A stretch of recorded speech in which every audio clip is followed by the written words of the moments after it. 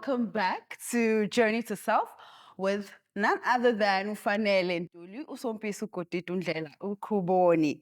I have to remind you guys of the army that I work with because as much as I am Ufanele, but I am from the family tree of Ompemba or Sompisi, and wherever I walk, they walk with me, with the major influence obviously being God. So, welcome back to another episode where we dive in and pour of ourselves so that we ensure that we rob the grave of our gifts and talents that God has given us. So today's focus will be me basically diving into the core of what Journey to Self is and how it came about and what I was going through and what headspace I was in order for me to eventually say, no, something's got to give. I need to change. So I observed ukuthi isikhathi esiningi I was getting into spaces and I could tell ukuthi I wasn't at full capacity. I could tell that ukuthi ngiqhathanisa nabantu. I could tell ukuthi I felt like I wasn't deserving of certain things. So this journey pretty much forced me to face myself. Because even in relationships, whether it was romantic, whether it was platonic, I was demanding things from abantu that I hadn't even demanded from myself. So the core and essence of Journey to Self is starting with you, diving in within so that you are able to noma sekuthiwa khona into oyifisayo kumuntu, but you have already laid the foundation ngobuwena. You have already embedded it in you so that even when you require it from other people, it makes sense. It's not you just having demands that you yourself aren't keeping to yourself. So it was me holding myself accountable. Ukuthi, if I'm going to an audition room and I'm comparing myself to Spanbani, what is it? What is the root cause of why I'm feeling maybe intimidated? What insecurity is popping up that is allowing me to not walk in my fullness? This always comes back to me because as embarrassing as it was, I remember I was at the beach with this guy and we were having breakfast. And he asked me what I bring to the table. I was pissed because I didn't know what I brought to the table. But obviously, that's not what I told him. But when I went back home and had to sit with it, it was that thing of Wuti, you are telling people to love you. Meanwhile, you haven't even spent time knowing how you want to be loved or if you even deserve to be loved, you know? So uputwa ngibuza ukuthi what I bring to the table, and I took high offense. Needless to say, I never saw him again. But it also forced me ukuthi I just really need to sit with myself and formulate an opinion. And if I'm saying Usman Bani does this, I mustn't let that be my truth, but I need to sit and observe it and analyze it. Because, okay, does that resonate with Ufanele? I take what works and leave what doesn't work. And another important part was that the industry I'm in doesn't care ukuthi uma utheni, doesn't care ukuthi umfundisi utheni. It truly cares ukuthi ufanele utheni. And had I not done the work, I ran the risk of never really showing up as myself. I would have probably duplicated or ended up impersonating other people because I had to come to the realization that I needed to figure out what I stand for so that I do not let the industry dictate ufanele. So how did this start? It starts with me realizing my wounds. So some of my wounds were basically, I have an absent father, so I had a lot of daddy issues, insecurities. I would also say imposter syndrome. And also there were parts of me that I was not willing to accept. Like mangikhula babe ngibiza boom boom. So for the longest time, I would let body dysmorphia deprive me of being in front of the camera or exploring. I mean, I wanted to be a model, but I always thought Hupetelami would crisscross and I'll tumble over. But those were all self-inflicted realizations. So what Journey to Self is also placing a huge mirror in front of you and just looking at yourself bare. in all your truths, in all your flaws, in all your wounds. It's not saying this is all I can ever be, but it's saying this is the start. And if there are things that I do not like, then I need to make sure that I am implementing ways and formulating new patterns that would assist me into truly releasing what doesn't work for me, letting go of opinions maybe that have oppressed me and stopped me from chasing things that I truly want to explore, because maybe I'm letting my insecurities run the space, and also maybe because I'm like, ish, Usman Mani does it better, then I end up feeling less important. I remember I was also in a space, especially when I was withholding who I am.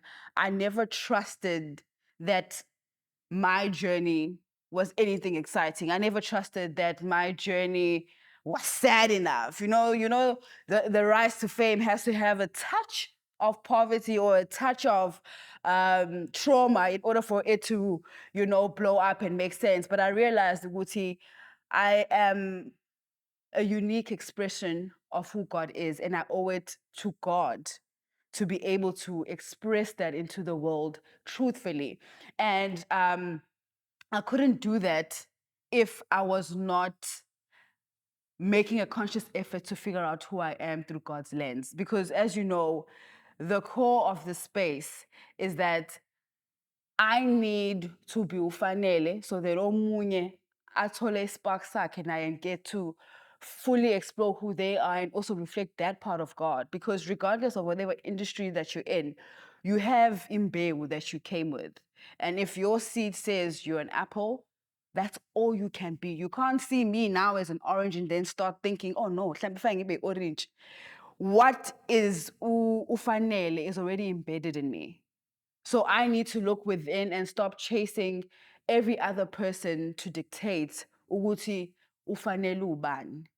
So if I look within and understand ukuthi what environment works fully for me, what environment works in a healthy way, so that it helps me ukuthi to truly walk in my truth. I need to explore that. And the only person that can truly help you journey to yourself without duplication is God, because He's the one that has the blueprint of your life. And sometimes it happens that maybe there's an idol, or you come, like for me, I come from a space where church really navigates and directs all or most of my decisions. You find yourself living in a box and ticking off things that have nothing to do with the essence of who you are. So sonke nje, we are under the shadow, but we never truly focusing on things that God wants us to do. So this is an uncomfortable journey, because it forces you to isolate. It forces you to silence the noise. It forces you to question ukuthi, who have I been listening to, and why have I allowed them to be such a loud voice, and it forces you to realize, oh, maybe I am a people pleaser. Maybe I do not like groove, but maybe I groove because I want to fit in, and maybe I wasn't allowed to have an expressive voice. Maybe I wasn't allowed to actually even be myself, because sometimes when you step into your light, it's gonna blind a few people. I mean, not everybody got polarized glasses and everything. So it can affect. And sometimes if you're with the wrong company, they may fight for you to basically take out your lights. Or they will fight for you to only be associated with them so that they can feed off your light. So this journey to self was me honoring myself and making sure that I'm not allowing ukuthi ubabami ube khona empilweni yami noma ubabami ubengekho empilweni yami to be a deciding factor on how I navigate relationships.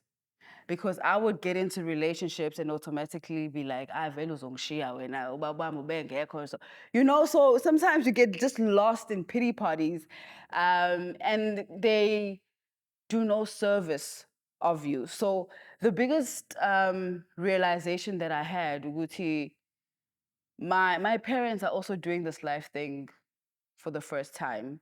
And for me, it's a disservice to myself if I'm making their decisions, whether they were consciously doing it or not doing it, but to personalize it and then form a limit for how I approach life. I felt that it was a disservice to me. And also just to make this clear, each journey to self is not so your journey to self is not similar to anybody's journey to self.